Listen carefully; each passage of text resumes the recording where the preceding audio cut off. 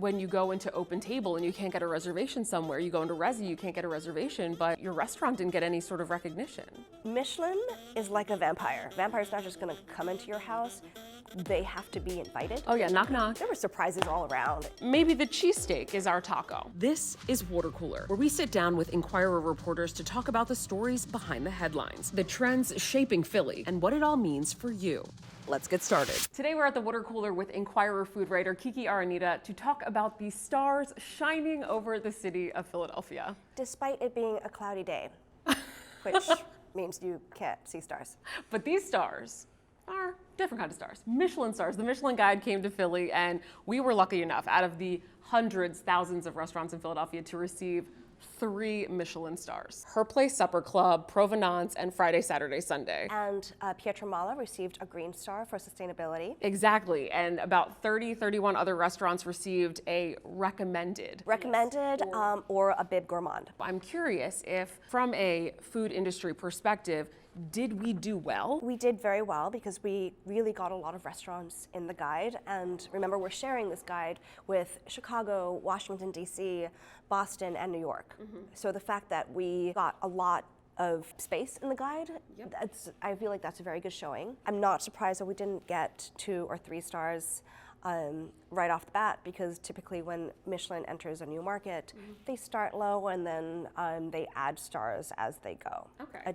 It'd be very shocking if they came in and was just like, all right, you got a 2-star restaurant. That's not typical. We need to break this down because I did a lot of chatting with people ahead of these awards, and people are generally confused. What is the difference between getting a Michelin star, being on the Bib Gourmand list, or being Michelin recommended? Bib Gourmand is a designation typically for restaurants that are of a lower price point than, say, those that have 1 or 2 or 3 stars.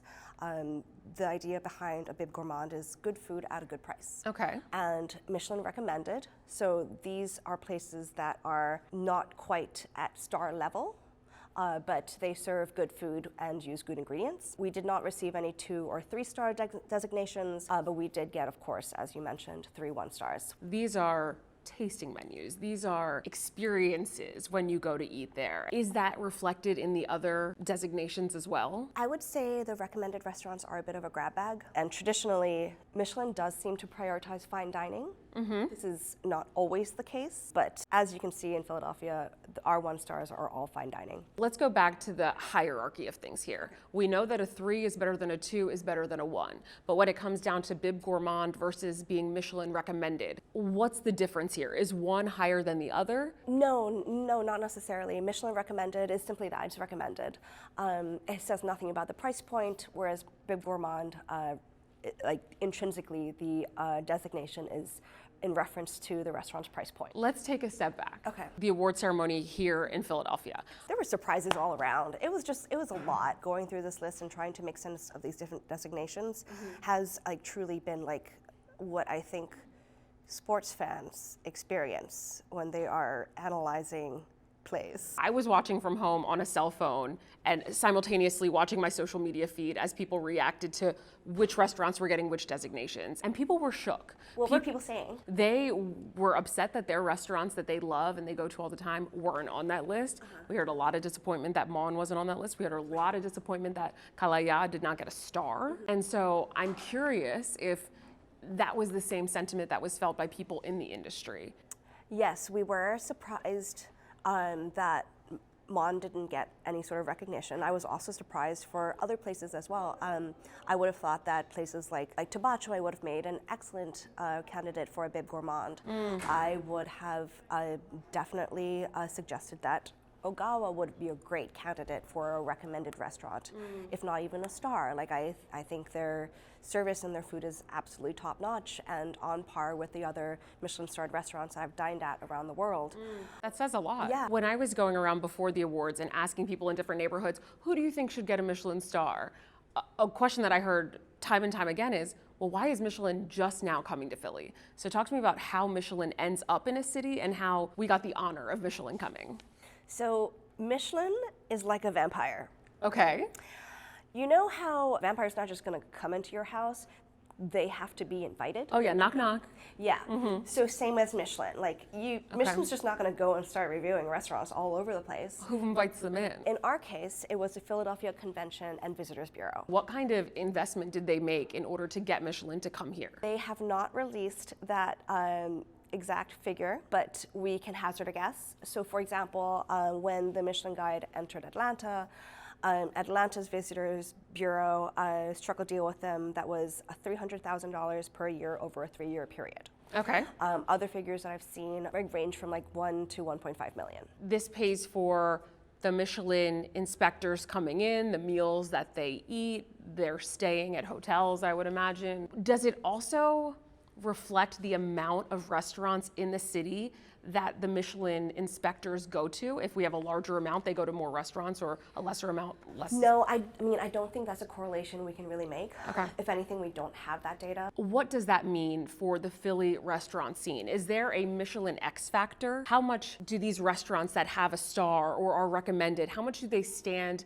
to increase business because of that designation? So there is a lot of data behind that. It has been reported that 1 star gets you 20% more business, 2 stars gets you 40% more business. So does this mean that a star is generally all upside for a business? No, not necessarily. In a place like Provenance, where it's an 11-seat counter, and yes, they have a private room, but like feasibly, how much more business can you do in a space so small? So, I mean, there are limits to that, and there's also challenges. Like, there are other restaurants that have reported having a Michelin star costing them. In what ways? When you reach the status of attaining a Michelin star, perhaps your landlord might see this and want to raise your rent.